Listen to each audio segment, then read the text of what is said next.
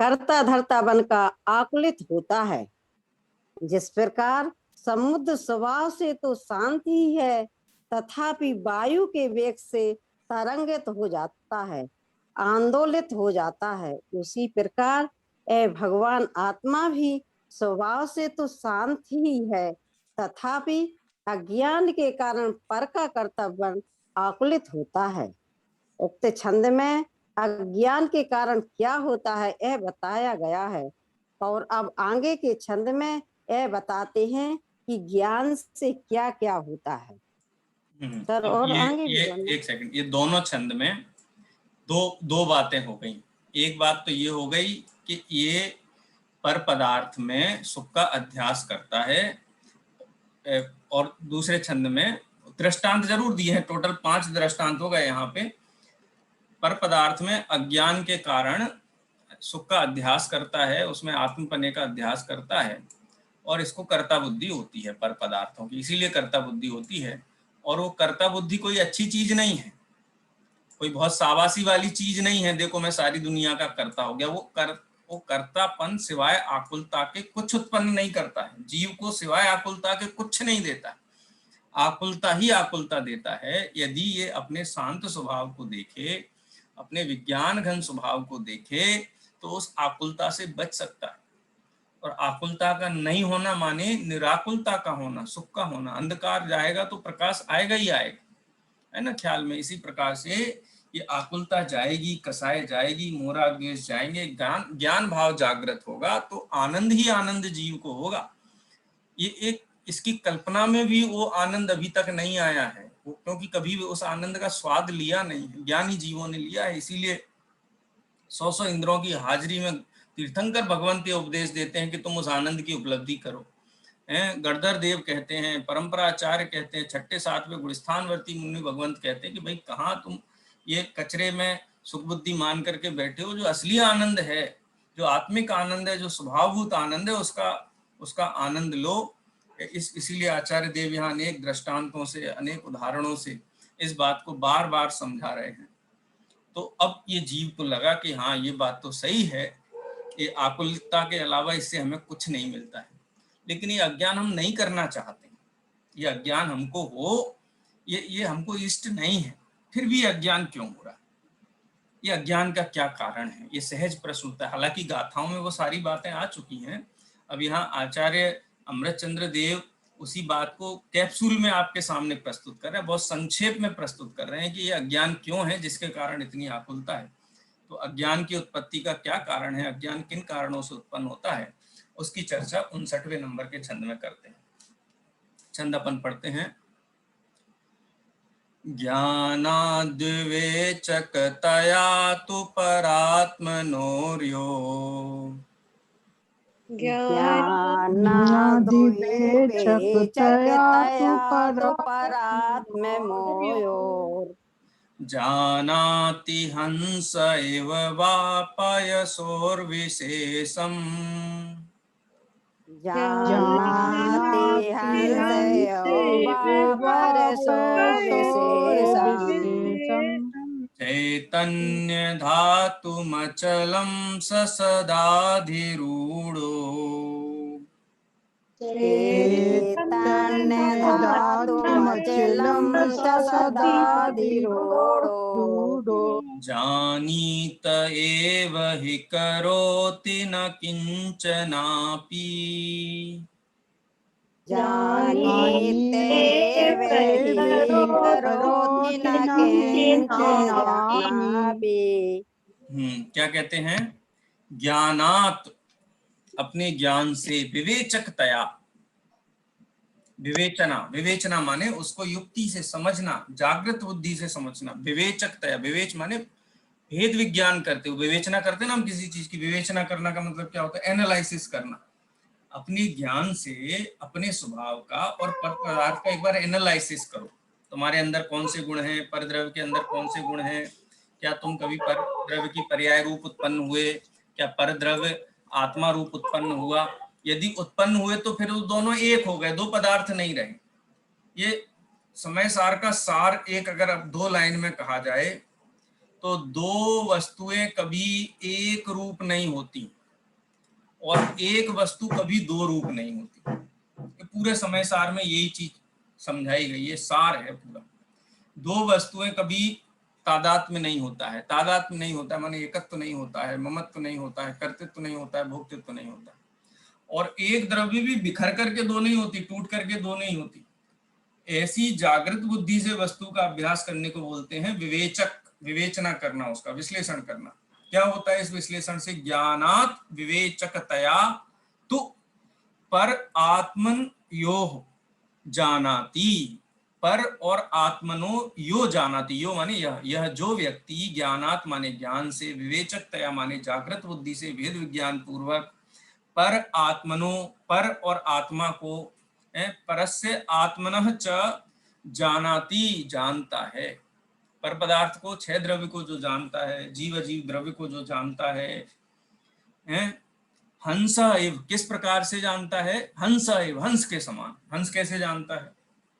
वाह, वाह माने वाह पयसो विशेषम, जैसे वाह और पयस, जैसे दूध और वाह माने होता है वारी, वारी माने जल, और पयस माने होता है दूध।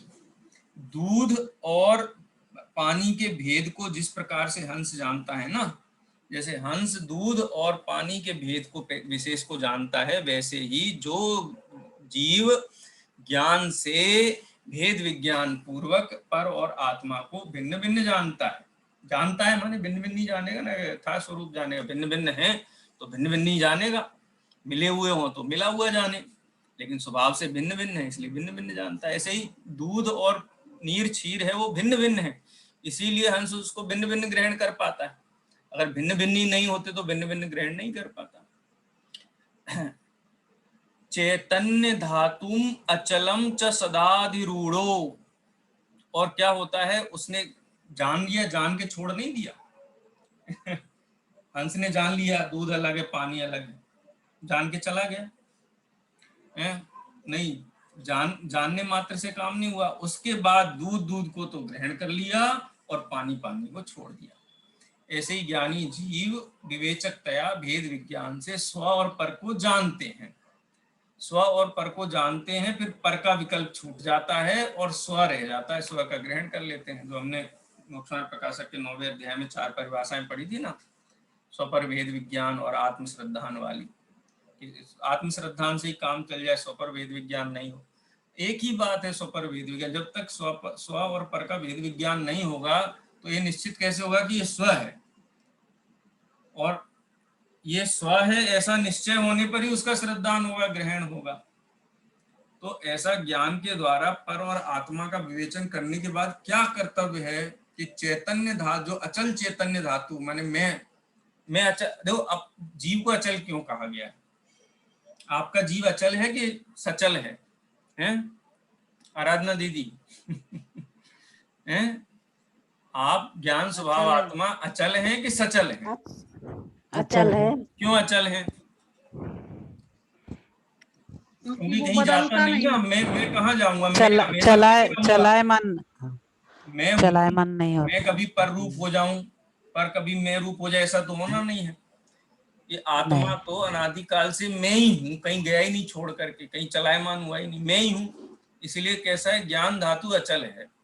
अचल है माने जहां ज्ञान है वहां मैं हूं, जहां मैं हूं वहां ज्ञान है। कभी ये परद्रव्य रूप हुआ नहीं, परद्रव्य यहाँ आया नहीं। मैं जहां जाऊंगा मेरा ज्ञान स्वभाव, मेरा ज्ञान स्वभाव कहना भी उपचार है। मैं ज्ञान स्वभाव ये आत्मा अचल हूं, माने सदा काल ऐसा ही रहता हूं, कभी बदलता नहीं।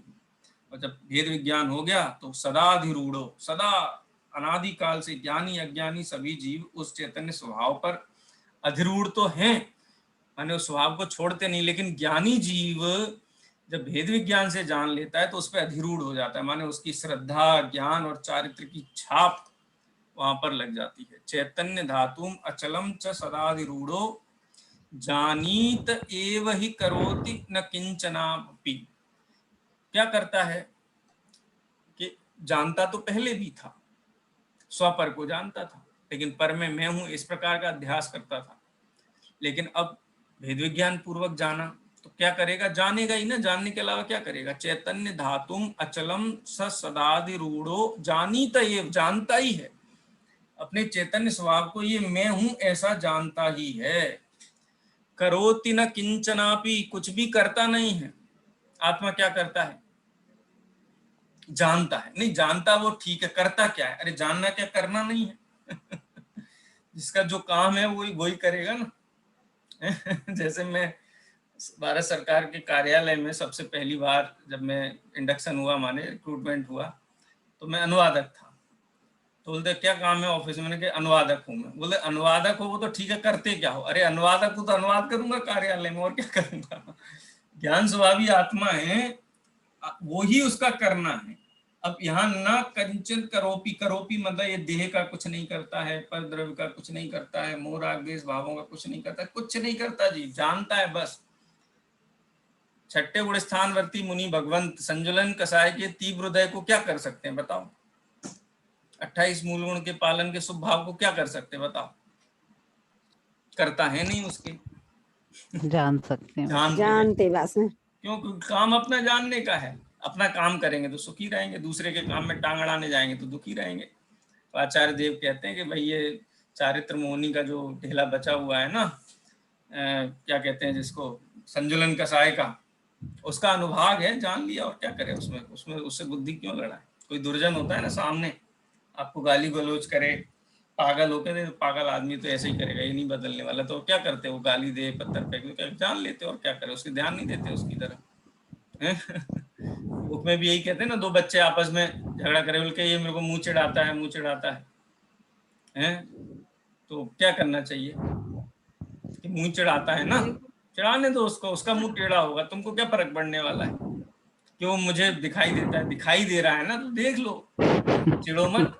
चिढ़ना काम नहीं है, देखना जानने का स्वभाव है, तो जान लो। वही आचार्य देव यहाँ पे कहते हैं कि भेद विज्ञान पूर्वक स्व और पर का भेद विज्ञान हो गया। ये मैं चैतन्य स्वभाव हूँ, उस पर अधिरूढ़ हो गया, उसी में एकत्व, ममत्व, कर्तृत्व, भोक्तृत्व, और मैं उसका ही करता हूँ बस। उसके अलावा मैं किसी का करता नहीं। कोई पूछे राग हो रहा है, छठे गुण स्थानवर्ती मुनि कौन करता है, बोलते हम तो ज्ञाता है, हम नहीं करते उसको।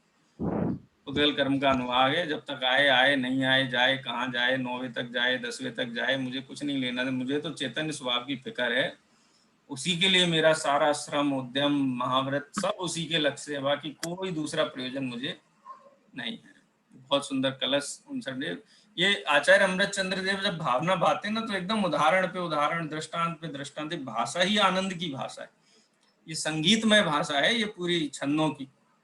समझ लो क्या है, एक बहुत बड़ा भेद विज्ञान का एक मिशन पे निकले थे, और उस भेद विज्ञान की सिद्धि होने पर आनंद का मतलब हो रहा है। ये अनुवाद पढ़ते हैं। दूध जल में भेद जाने, जाने से बस हंस जो, सद ज्ञान से पराया भेद जाने जीव। जानता तो है सभी करता नहीं कुछ आत्मा, चैतन्य में आरूढ़ नित ही अचल परमात्मा। क्या जबरदस्त डॉक्टर साहब के शब्दों का इतना बढ़िया क्रम है, एकदम पढ़ के ही उत्साह आ जाता है। चैतन्य में आरूढ़ नित ही यह अचल परमात्मा, ये परमात्मा है। देखो एक बहुत अच्छी बात मुझे ध्यान में आई, थोड़ा विषय तो चल ही रहा है। अपने भारत देश में जो अभिवादन की विधि है, उसके पीछे जैन दर्शन है। हम जब किसी को मिलते हैं ना, अब वो हाय हेलो बोलना, गुड मॉर्निंग गुड इवनिंग बोलना है, भोजन हो गया, ये सब कोई अभिवादन है, इसमें क्या दम है। गुड मॉर्निंग रोज ही मॉर्निंग होती है, उसमें क्या गुड है। और गुड नहीं है तो क्या है, बैड गुड उस क्या है, वो जैसी मॉर्निंग है वैसी रोज है। हमारे यहाँ संस्कार है नमस्ते, नमस्कार, ते माने आप, नमः माने आपको प्रणाम नमस्कार हो, नमः करोति में किस अपेक्षा से नमस्कार कर सकते हैं एक दूसरे को। ये भारत की संस्कृति कहो या ये सनातन संस्कृति कहो, ये जैन दर्शन की संस्कृति कहो, हर जीव परमात्मा है, अचल परमात्मा। अचल परमात्मा माने प्रधानमंत्री तो 5 साल के लिए बिठाते हैं हम लोग हैं। 5 साल के बाद क्या कर देते हैं, फिर से हटा देते टेस्ट हैं। देना पड़ेगा, टेस्ट में पास होगे तो बैठने को मिलेगा, और पास भी हो जाए और कोई टेका खींच ले, कोई सपोर्ट खींच ले तो भी नहीं बन सकते। लेकिन ये परमात्मा तो परमानेंट है, हैं? और कहाँ आरूढ़ है, अपने चैतन्य के सिंहासन पे आरूढ़ परमात्मा है। और कोई भी परमात्मा अपने को मिले, जैसे आप कक्षा में सभी अचल परमात्मा हैं, उनको नमस्कार नहीं करें तो और क्या करें? नमस्कार के अलावा अगर विकल्पात्मक कुछ हो तो नमः करेंगे, और विकल्प चैतन्य की तरफ है तो कोई बात ही नहीं। इस संस्कृति में ही, हमारे पूरी संस्कृति की आप चीजों को अगर बहुत सूक्ष्मता से देखो तो जैन दर्शन की झलक मिलती है। किसी ने मेरे को कहा भी कुछ दिन पहले, बोलते कि भारत में 33 करोड़ देवी देवता माने गए। मैंने कहाँ लिखा है? बोले ऐसी चली आ रही है, परंपरा से चली आ। मैंने कहा ये परंपरा कहाँ से शुरू हुई होगी पता है आपको? हमारे देश में 33 करोड़ की जनसंख्या होगी जिस समय और हर जीव परमात्मा है, तो सब 33 करोड़ परमात्मा है हमारे यहाँ है। अभी कितने हैं? ये 130 करोड़ परमात्मा है। और भी हैं, मनुष्य जाति की अपेक्षा से बात कर रहे हैं। जैन दर्शन में 1 इंद्रिय जाति, 2 इंद्रिय जाति, 3 इंद्रिय जाति, 4 इंद्रिय जाति, 5 इंद्रिय जाति, ये 5 जातियों की चर्चा है। तो 5 इंद्रिय जाति की अपेक्षा से, मनुष्य जाति की अपेक्षा से हम कहते हैं तब 33 करोड़ होंगे, तो 33 करोड़ थे। अभी 130 करोड़ परमात्मा है। वेस्टर्न वालों को कहो, पाश्चात्य वालों को तो घबरा ही जाएंगे, बोले इनके यहाँ तो बढ़ते ही जा रहे हैं परमात्मा। परमात्माओं को नमस्कार करने की जो प्रथा है वो इस देश में इसीलिए है क्योंकि ये जैन दर्शन, अनादि निधन दर्शन, सनातन दर्शन इस धरा पर विद्यमान है। तीर्थंकरों की बाड़ी में बार बार आया है, अचल परमात्मा है, चैतन्य में आरूढ़ अचल परमात्मा। और जो उसको पहचान लेता है वो उस चैतन्य परमात्मा का ग्रहण करता है, पर द्रव्य से दृष्टि हटा लेता है। वही बात यहाँ पे बहुत सुंदर बात 59वें नंबर के कलश में आई है। इसका अनुवाद पढ़ लें। पढ़िए आराधना दीदी, आप पढ़िए। जी सर। जिस प्रकार हंस दूध और पानी में अंतर को जान लेता है, उसी प्रकार जो जीव ज्ञान के कारण विवेक वाला होने से आत्मा और पर पदार्थों के भेद को जान लेता है, वह अचल चैतन्य धातु में सदा आरूढ़ होता हुआ, उसका आश्रय लेता हुआ मात्र जानता ही है, किंचित मात्र भी करता नहीं होता। तात्पर्य यह है कि 100 पर के भेद को जानने वाला ज्ञाता ही है, करता नहीं। उक्त छंद का भावानुवाद नाटक समय सार में इस प्रकार किया गया है। सवैया सामूहिक पाठ 21। करेंगे। जैसे राज हंस के बदन में सपरसत देखिए प्रगट न्यारो चीर न्यारो नीर है। तैसे समकीर्ति की सुदृष्टि में सहज न्यारो जीव न्यारो कर्म न्यारो ही शरीर है। जब शुद्ध चेतन को अनुभव अभ्यास तब भाषे आपु अचल और स्थिर है। पूरव करम को देहाई के दिखाई दी करता ना होए तिनको रमा से गिर है। पंडित बनारसी दास जी की भाषा भी जबरदस्त है, बहुत बड़े कवि थे। अकबर के काल में थे। अकबर के काल में बहुत सम्मानित कवियों में गणना होती थी। प्रिय थे अकबर को बहुत बनारसी दास जी। क्या कहते हैं? जैसे राजहंस के बदन में सपरसत, जैसे ही राजहंस माने कोई हंस विशेष। अब ऐसा हंस ढूंढने नहीं जाना है हमको, यहाँ दृष्टांत मात्र है कि उसके बदन माने उसके शरीर से सपरसत माने स्पर्श होते ही, जैसे ही वो चोंच उसमें दूध में पड़ती है, प्रगट न्यारो चीर न्यारो नीर है। दूध और पानी अलग अलग हो जाते हैं एकदम से, पानी छोड़ देता है और उसका जो दुग्ध तत्व है वो अलग हो जाता है, और वो उसको दूध को ग्रहण कर लेता है, जल को छोड़ देता है। तैसे समकिति की सुदृष्टि में सहज रूप, जैसे उसका स्पर्श से अलग हो जाता है, वैसे ही ज्ञानी जीव के ज्ञान में कोई भी ज्ञेय आता है तो ज्ञान स्वभाव और ज्ञेय पदार्थ को भिन्न भिन्न करके ही देखता है। माने कभी हाथी की तरह अनाज और भूसे को मिला करके खाने की परंपरा है ही नहीं ज्ञानियों के यहाँ। देखो एक बहुत जबरदस्त बात है कि जैसे समकिति जीव हैं तो आहार आदि का ग्रहण का निषेध नहीं, आहार आदि ग्रहण करते हैं। चतुर्थ गुण स्थानवर्ती के योग्य जो भी अविरति है वो अविरति भी सारी की सारी होती है। जानते नहीं है ऐसा नहीं, सब जानते हैं। और भूमिका अनुसार पांचों इंद्रियों का विषय सेवन भी दिखाई देता है, सब दिखाई देता है, लेकिन शुद्ध दृष्टि में सहज रूप, वो सहज उनका हैबिट है। हैबिट है माने वो ज्ञान की टेव वैसी है कि वो भेद विज्ञान करके ही वस्तु को देखते हैं, सब जगह जागृत, भेद विज्ञान पूर्वक जागृत रहते हैं। सहज रूप माने करना नहीं पड़ता। जैसे हम कभी कभी बहुत थक जाते हैं, परेशान हो जाते हैं, आकुलित व्याकुलित हो जाते हैं, तो बोलते क्या करें, तत्व विचार करते हैं, फिर सोचते हैं कि ऐसा ऐसा वस्तु का स्वरूप तो ऐसा है। तम तस् तम विदेशे तेण विहाणेण तम कालम को सक्क दीवारे दुम इंदो वा तह जिणिंदो वा, ये सारा विचार करके अपने मन को दिलासा देते हैं। माने सहज नहीं है, लेकिन ज्ञानी जीव को तो हर क्षण यही इसी में रमे जमे हुए हैं, दृष्टि में निरंतर यही रहता है। इसलिए क्या कहा, तैसे ही समकिति की सुदृष्टि में सहज रूप न्यारो जीव, न्यारो कर्म, न्यारो ही शरीर है, सब भिन्न भिन्न दिखाई दे रहा है। सोपाधिक परिणाम हो, सविकार परिणाम हो, ज्ञान स्वभाव हो, सब एकदम स्पष्ट, कोई डाउट नहीं, संशय विपर्य अनध्यवसाय एक सेकंड के लिए भी नहीं। जब शुद्ध चेतन को अनुभव अभ्यासे तब भासे आप अचल न दूजो और सीर है। क्योंकि जब एक बार उस शुद्ध चैतन्य का अनुभव हो गया, अभ्यास हो गया, जब एक बार वो वेद विज्ञान प्रकट हो गया, तो फिर और कुछ भी साथी नहीं रहता है। सीर शब्द है ना कि भासे आप अचल न दूजो और सीर है, सीर माने साथी, और कोई दूसरा साथी नहीं है। अब ज्ञानी जीव किसी को साथी नहीं बनाता, अज्ञानी हर जो ज्ञान में आ जाए उसको साथी बना लेता है। जो दिखाई दे जाए उस पर लट्टू हो जाता है, उस वो मेरा हो जाए, वो मेरा हो जाए। ज्ञानी जीव के ज्ञान में कितना भी कुछ भी आता रहे, ये देह को साथी बना लिया है, क्रोध मान माया लोभ के परिणामों को साथी बना लिया है, पांच इंद्रिय के विषयों को साथी बना लिया, घर मकान संपत्ति को साथी बना लिया। लेकिन ज्ञानी जीव किसको साथी बनाते, भासे आप अचल, एक अपना चैतन्य स्वभाव अचल तादात्म्य सम्मत वाला है, वो चैतन्य स्वभाव ही अपना एक साथी है, दूजो और न सीर है, दूसरा कोई भी अपना सगा साथी संसार में नहीं। पूरव कर्म उदय आई के दिखाई दे। अब ये चतुर्थ गुण स्थानवर्ती, पंचम छठे गुण स्थानवर्ती जीवों की अपेक्षा से बात आ गई।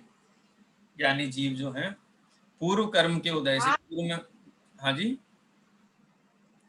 पूर्व कर्म के उदय के कारण जो मोहराग देश की संतति है ना, सविकार चैतन्य परिणाम की बात चल रही है, इसीलिए चारित्र मोहनी कर्म जो पूर्व में बांधा हुआ था, उसके उदय में दिखाई देने वाले मोहराग देश परिणाम हो, या नाम कर्म के उदय से शरीर, उसका जो अनुभाग रूप जो शरीर दिखाई देता हो, ये सब क्या है, करता ना हो ही तिनको, तिनका माने उनका करता नहीं होता एक सेकंड के लिए भी, तमाशगीर है। पहले आते थे ना मदारी लोग, जादूगर लोग आते थे गांव गांव में तमाशा दिखाने के लिए, डमरू बजा के बुला के भीड़ इकट्ठी करते थे, फिर तमाशा करते थे। वहां पे क्या तमाशा करते थे, कोई लड़का होता है उसको लिटा देते थे, उसके ऊपर चादर डाल देते थे, तलवार से 2 टुकड़े कर देते थे। तो बहुत तकलीफ होती होगी देखने वालों को, कि ताली बजाते हैं क्या करते हैं, जाते हैं खुश हो देखते हैं, ताली क्या चमत्कार, ताली बजाते हैं, क्या जबरदस्त काम किया। ये तो पता है कि मार तो नहीं सकते, ये तो दंड का काम है, मार देंगे तो फांसी हो जाएगी, लेकिन क्या हाथ की सफाई है, क्या जबरदस्त काम किया है। ऐसे ही दे रागादि भावों के तमाशगीर हैं ज्ञानी जीव, उनको उनके परिणमन से कोई खेद, कोई भय, कोई वितृष्णा या तृष्णा कुछ भी नहीं होता है। निसंकित निकांक्षित 8 अंग है ना, वो सहज प्रकट हो जाते हैं। बहुत मैंने रत्नकंड श्रावकाचार्य में जब 8 अंगों के प्रसंग पे जो प्रवचन किए ना, आप सुनना, आपको समय मिले, मैंने शेयर भी किया था, वहां पे पूरा एंगल मैंने यही रखा कि ज्ञानी जीव को शंका नहीं हो सकती। क्यों, किसकी शंका करेगा, जब मालूम है आत्मा का स्वभाव अनुभव में आ गया है, सर्वज्ञ भगवान की श्रद्धा है, जो पर्याय जिस समय में जिस कारण से जिस हेतु से जिस विधि से होनी है वो होती है। अब शंका क्या करें हम, शंका के लिए स्थान होना चाहिए ना करने के लिए, हैं? कांक्षा किसकी रखें? मायाचारी का परिणाम क्या चीज के लिए? दुकान पे बैठ करके बेईमानी करें, हैं? अथवा भ्रष्टाचार करें, अथवा कोई इस प्रकार का अनर्गल काम करें। ज्ञानी जीवों को क्यों नहीं होता अन्याय नीति बख्शे? क्यों कांक्षा नहीं होती? क्योंकि उनको मालूम है ना सर्वज्ञ भगवान का स्वरूप सर्वद्रव्य पर्यायसु केवल। कैसे हो सकता है? अगर हो सकता है तो सम्यक दृष्टि नहीं है, और यदि सम्यक दृष्टि है तो ऐसे भाव उत्पन्न संभव ही नहीं, तो एकदम विपरीत हो गया। सूर्य चमक रहा हो आकाश में और एकदम घना अंधेरा छाया हो, ऐसा कभी होता है? तो इस एंगल से वहां आठों अंगों की मैंने चर्चा की है। वही बात यहाँ पे है कि ज्ञानी जीव ये भेद विज्ञान हो गया ना, इसलिए तमाशगीर है, वो तमाशा देख रहा है, उसको कोई फर्क नहीं पड़ता है दुनिया में क्या चल रहा है क्या नहीं चल रहा है, कोई भय नहीं है, किसी प्रकार की कोई शंका नहीं है, कोई भी चिकित्सा नहीं है, कोई किसी भी प्रकार का दुर्भाव अन्याय नीति अवक्ष हो ही नहीं सकता है। श्रद्धा में इस प्रकार का कोई भी परिणाम ज्ञानी जीवों को संभव ही नहीं है। यदि है तो ज्ञानी नहीं। ऊपर ये हेतु दिया था गाथा में, मूल गाथा में आचार्य देव ने, कि अगर उसने ये 97 नंबर की गाथा में ही बात आई थी ना कि अज्ञानी जीव पर पदार्थों में तादात्म्य अनुभव करता हुआ करता होता है, और जब अपने इस अज्ञान को पहचान लेता है तो अज्ञान मुंचती छोड़ देता है, कर्तापना छोड़ देता है। कोई बोले तो भी नहीं छोड़े तो इसका मतलब उसने पहचाना ही नहीं अभी।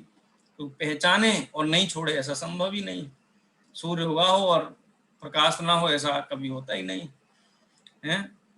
तो कर्ता न होई तिनको तमाशगीर है, उनका कर्ता नहीं होता है, मात्र ज्ञाता ही रहता है। तमाशगीर है माने ज्ञाता रहता है, साक्षी रहता है। साक्षी भी शब्द कहना एक थोड़ा ठीक नहीं है, ज्ञाता दृष्टा रहता है। साक्षी में थोड़ा ऐसा आ जाता है, जिम्मेदारी का भाव आया, जिम्मेदारी से जाने, अरे फिक्र ही नहीं, एकमात्र चैतन्य स्वभाव में अधरूढ़ होकर के परमात्मा है।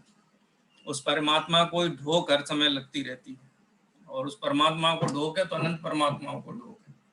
प्रणाम है। चलिए इसको आगे पढ़ के इसको करते हैं पूरा। हाँ, कौन पढ़ेगा? पूर्णिमा जी पढ़ेंगे? जी सर। जिस प्रकार हंस के मुख का स्पर्श होने पर मिले हुए दूध और पानी अलग अलग हो जाते हैं, अलग अलग दिखाई देने लगते हैं, उसी प्रकार सम्यक दृष्टि जीव की सुदृष्टि में सहज रूप से ही शरीर, कर्म और आत्मा अलग अलग दिखाई देने लगते हैं। जब शुद्ध चैतन्य आत्मा के अनुभव का अभ्यास होता है, तब दूसरे पदार्थों की साझेदारी के बिना अकेला अचल आत्मा ही प्रतिभाषित होता है।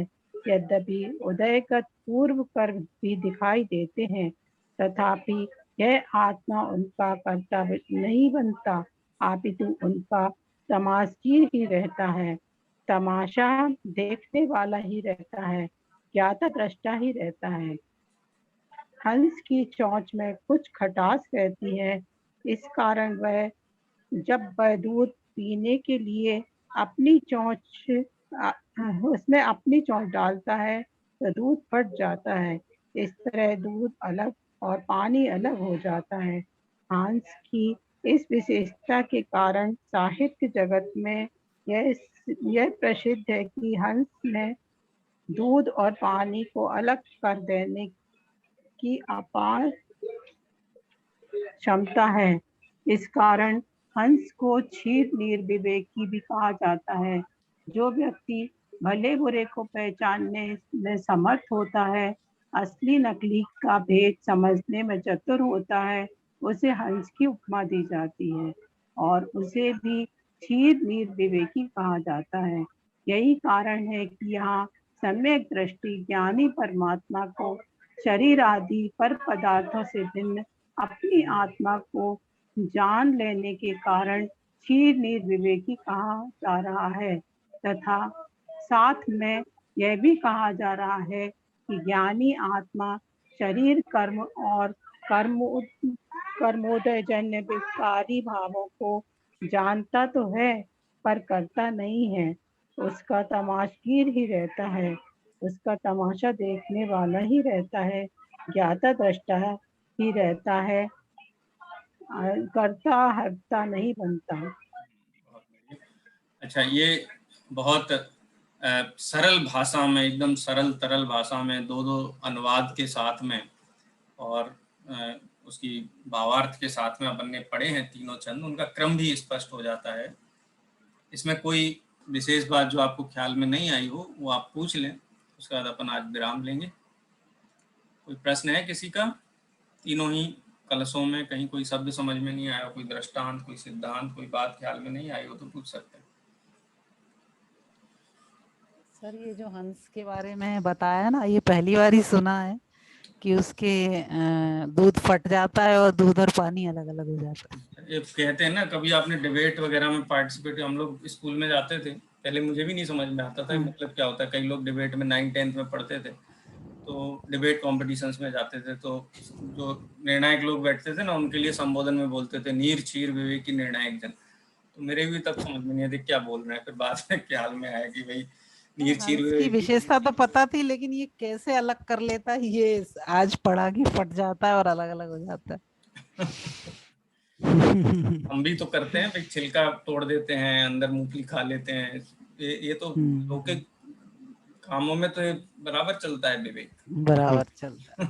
लोग के कार्यों में तो विवेक, सब विवेक कहें या अविवेक कहें, जो भी है उनके प्रति, जिनके प्रति एकत्व ममत्व करते तो बुद्धि, उनके लिए तो सही है, लेकिन वो वस्तु का स्वरूप नहीं है, आकुलित करता है, व्याकुलित करता है। इसलिए वैसे विवेक का कुछ सिद्ध नहीं होता, उस विवेक से कुछ हाथ में नहीं आता। ये विवेक होना चाहिए जिससे कि जीव सुखी हो जाए। बहुत सुंदर चर्चा है। 3 और अभी कलश हैं, अपन कल ले लेंगे एक साथ। आज यहीं विराम देते हैं, जिनवाड़ी स्तुति करेंगे। निज निधि निज में बताई, यह अनंत उपकार है, के लिए जिन्हारे वंदना तत्व है।